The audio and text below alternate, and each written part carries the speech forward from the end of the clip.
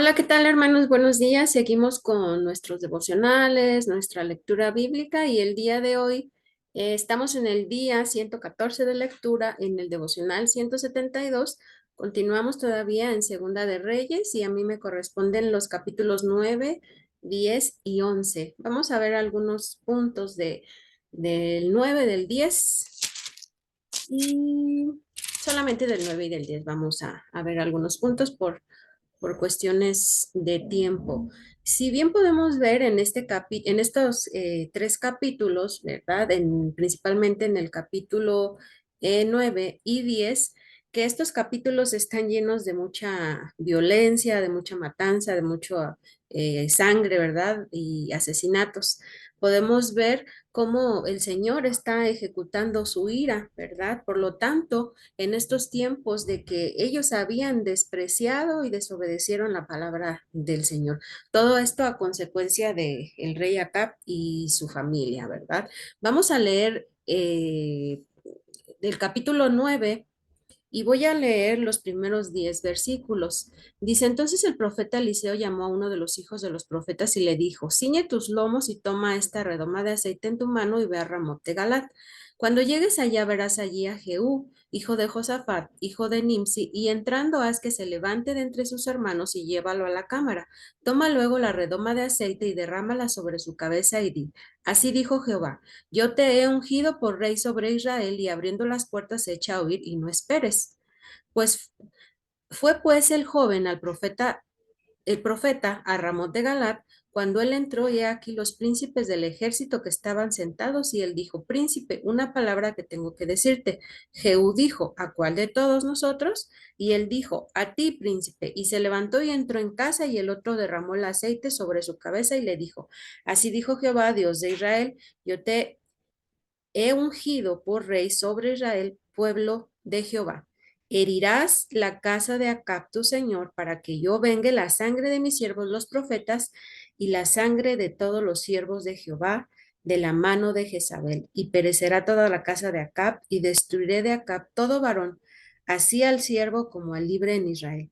Y yo pondré la casa de Acab como la casa de Jeroboam, hijo de Nabat, y como la casa de Basa, hijo de Ahías, y a Jezabel la comerán los perros en el campo de Jezreel, y no habrá quien la sepulte. Enseguida abrió la puerta y echó a huir.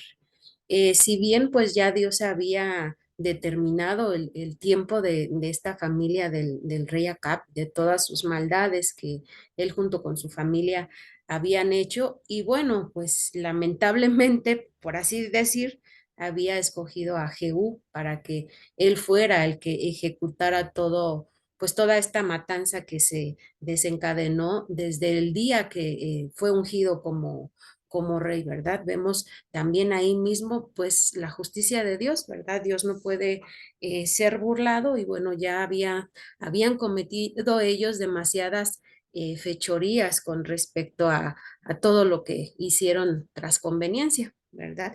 Y bueno, y vemos que primero Jehú, quien primero se dirige fue al rey Joram. El rey Joram era el hijo de Acab y de Jezabel, él ya estaba reinando, directamente fue a buscarlo, no voy a leer todos los capítulos, ¿verdad? Pero vemos que él fue a buscarlo y todavía el rey Joram le preguntó que si iba en paz. Y en el versículo 22 dice, cuando vio Joram a Jehú, dijo, ¿hay paz, Jehú? Y él respondió, ¿qué paz? Con las fornicaciones de Jezabel tu madre y sus muchas hechicerías. Entonces Joram volvió las riendas y huyó y dijo a Ocosías, traición, Ocosías. Pero Jehú entesó su arco e hirió a Joram entre las espaldas, y la saeta salió por su corazón y él cayó en su carro. Entonces, vemos aquí cómo Jehú, al primero que mató, pues fue al que estaba reinando en ese momento, que era pues el rey Joram, ¿verdad? Con él empezó y bueno, fue tal el celo de Jehú por esta orden que el Señor le había mandado por medio de este joven profeta, que no fue Eliseo, ¿verdad? De que tenía que destruir a toda la casa de Acab, ¿verdad? Y fue con el primero que empezó, capítulos después, versículos después, vamos a ver que también mató a Jezabel, ¿verdad? Y en el versículo 33, Jehú les dijo a unos eunucos que estaban ahí con la reina, Jezabel todavía era la reina madre, ¿verdad? Y en el versículo 33 dice, y él les dijo, echadla abajo, y ellos la echaron, y parte de su sangre salpicó en la pared y en los caballos, y él la atropelló, o sea, todavía encima la remató, todavía de que había caído, imagino, de varios pisos, todavía él la atropelló. Versículo 34, entró luego y después que comió y bebió, dijo, id ahora y ver a aquella maldita y sepultarla pues es hija de rey, ¿verdad? Todavía él dijo, pues vayan y sepúltenla porque era hija de un rey de la realeza y merecía esa sepultura. Pero si recordamos, ¿verdad? El Señor había determinado que ella iba a tener otro tipo de muerte, bueno, que no iba a tener sepultura, cómo iba a ser su muerte, pero que no iba a tener su sepultura. Versículo 35. También me llama la atención cómo después de que aconteció esto, dice que entró, comió y bebió.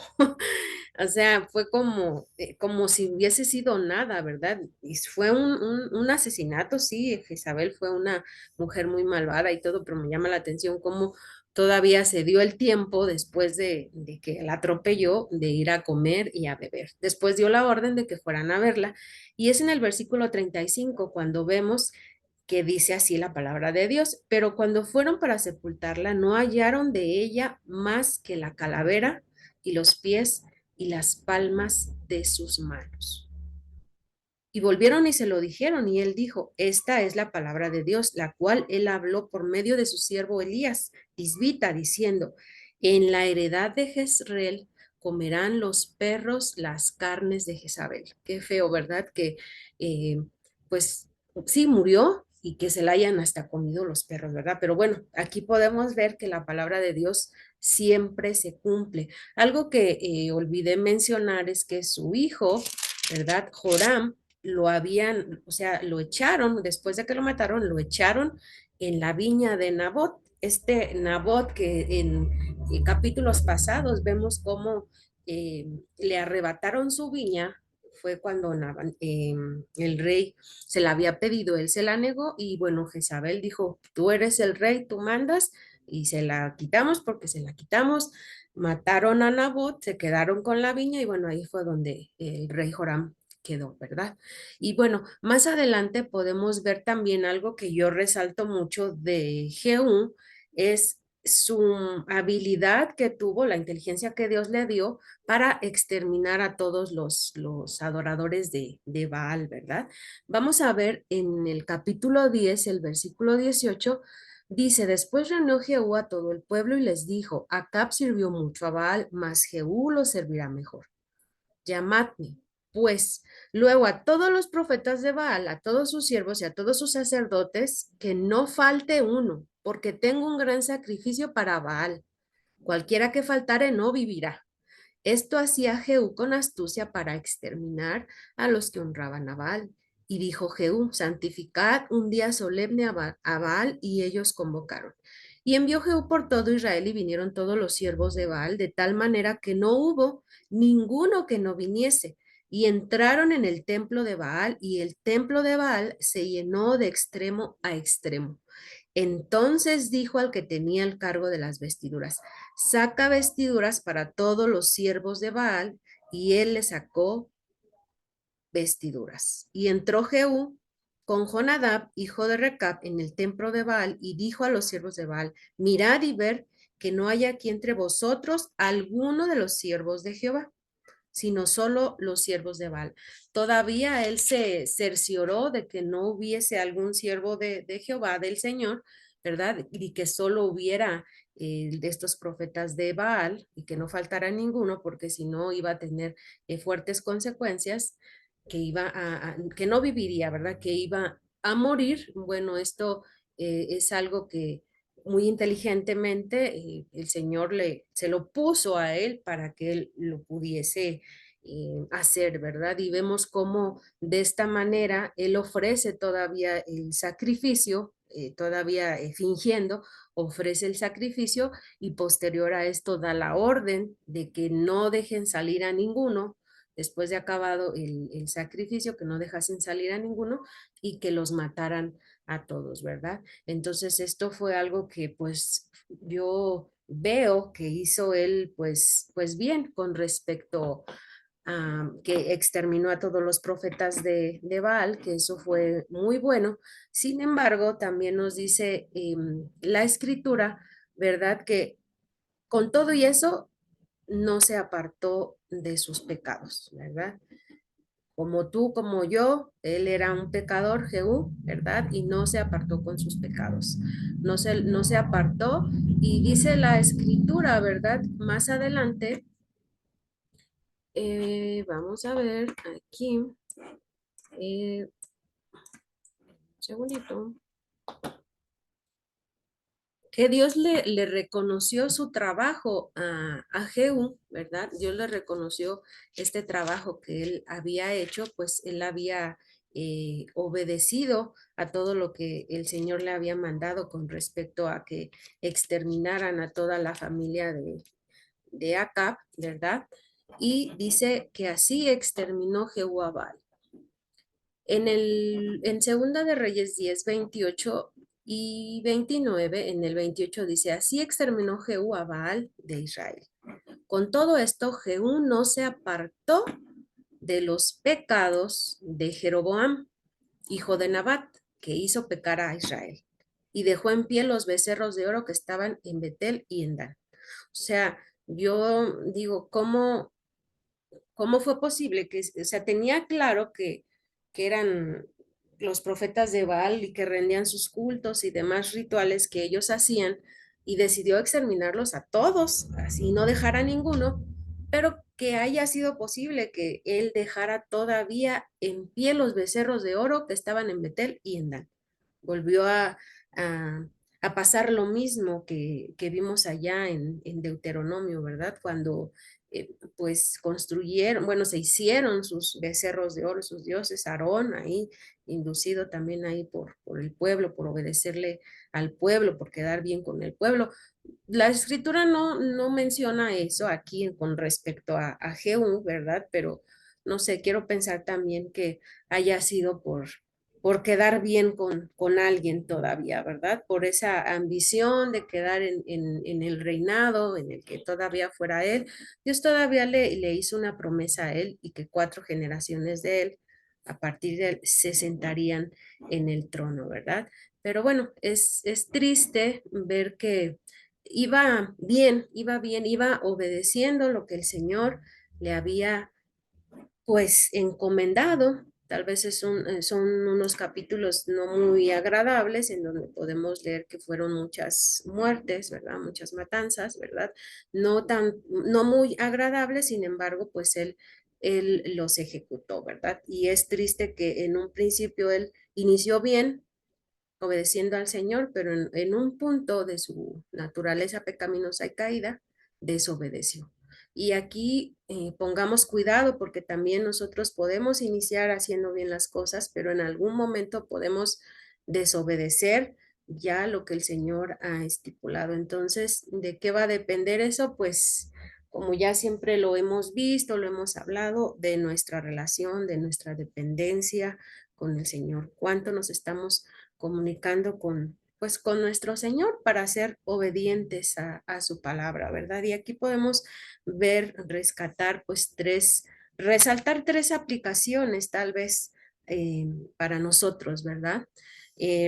Primeramente vemos que Dios cumple su obra de juicio aun y cuando su misericordia sea por largo tiempo. Vemos que aquí el juicio de Dios llegó, o sea, sí, no fue inmediato, pero llegó. Vemos ahí que Eliseo era el que había, Elías era el que había dicho esta profecía, ¿verdad? Y vemos aquí cómo se cumplió. Tristemente, para ellos se cumplió, ¿verdad? Pero Dios, no dejemos pasar por alto sus promesas o el juicio que Él ya ha determinado. Siempre se va a cumplir. Y también otra parte que podemos ver aquí es la influencia de los padres, en este caso del rey Acab y de Jezabel, su esposa, que influyeron, por supuesto, en la vida de su familia, en la vida de sus hijos, ¿verdad? Y cómo esta familia que era encargada de guiar al pueblo, por así decirlo, porque él era el rey, ¿verdad? El rey Acab, al casarse con Jezabel, una mujer pagana, una mujer idólatra, lo fue desviando, ¿verdad? A la adoración de Baal, y eso trajo muchas consecuencias a su familia, ¿verdad? Y eso llevó a pecar a muchas personas, ¿verdad? Muchas personas se le unieron. Y también podemos ver en el caso de Jehú que él, bueno, cumplió la palabra de Dios y luego falló en obedecer. Si Jehú hubiese continuado sintiendo celo por Jehová, su reinado hubiese sido bendecido especialmente. Pero su idolatría lo condenó a él y a su familia. Sin embargo, aún así pudimos ver la fidelidad de Dios en el que él le dijo que 4 generaciones de él se iban a sentar en el trono, ¿verdad? Entonces, hasta ahí, hermanos, dejémoslo hasta ahí. Ya no voy a mencionar el siguiente capítulo. Creo que ya es suficiente. Quedémonos con esto en que, bueno, podemos comenzar haciendo bien las cosas, pero la desobediencia también nos puede llevar a pecar si no obedecemos la palabra del Señor. Espero que haya sido de bendición, hermanos, que